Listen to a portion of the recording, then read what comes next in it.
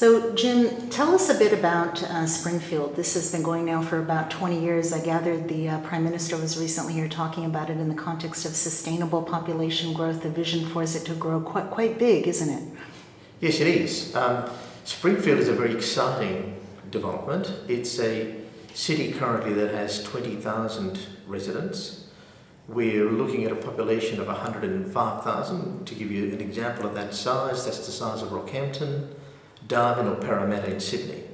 Now imagine Parramatta or Rockhampton master planned, and we've just received the world's highest accolade you can get, an Oscar, which is the world's best master planned community. Now what we have in Springfield is that the owner developers have had a single-minded commitment and vision to having a master planned city that links health, education, information technology, residential living into an integrated whole, which also has employment at its core. So one of our goals is one job for every 3 residents, but we also want to build a green city, a city of innovation, a city also that has a spiritual precinct within it as well.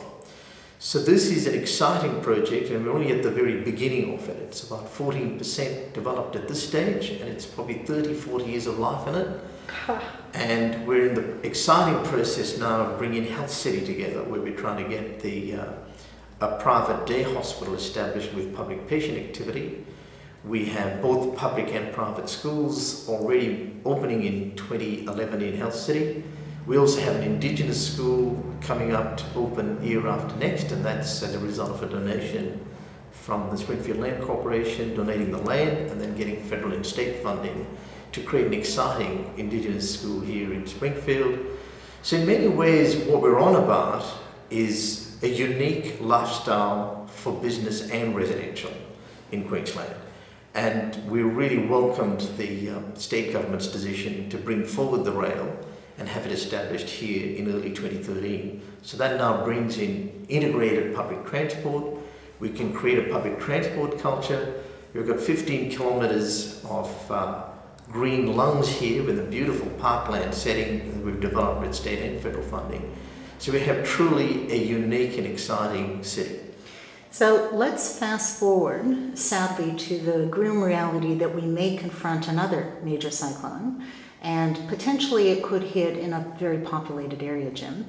If Queensland chooses to build back green at scale and create a kind of eco-precinct that maybe is modeled from this, but from an existing area, what are the key lessons, do you think, from the Cyclone Larry recovery that should be brought to that challenge? Well, the key lessons is one, to really understand community patterns, how communities interact, to bring in not just cement and mortar infrastructure or transport infrastructure, but social capital infrastructure.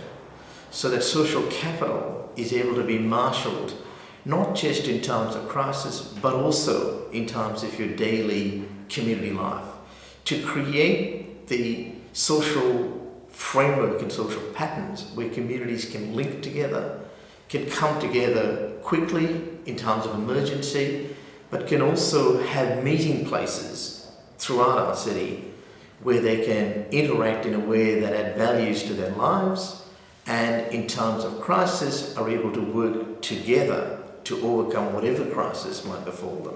So that resilience actually is core to, I think, a sustainable future. In New Orleans, one of the key outcomes of our efforts there to catalyze a green rebuilding has been a lot of skill development in terms of green trades, green service providers, green IT, even green artisans. Do you think the potential for that to unfold in Queensland is real?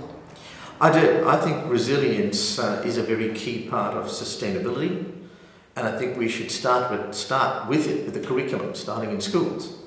And one of the encouraging developments in Health City is that the 2 state schools opening in Health City in 2011 will have wellness as part of their curriculum. So what we'll have is a wellness footprint running from Health City to Education City. And part of wellness, of course, is resilience.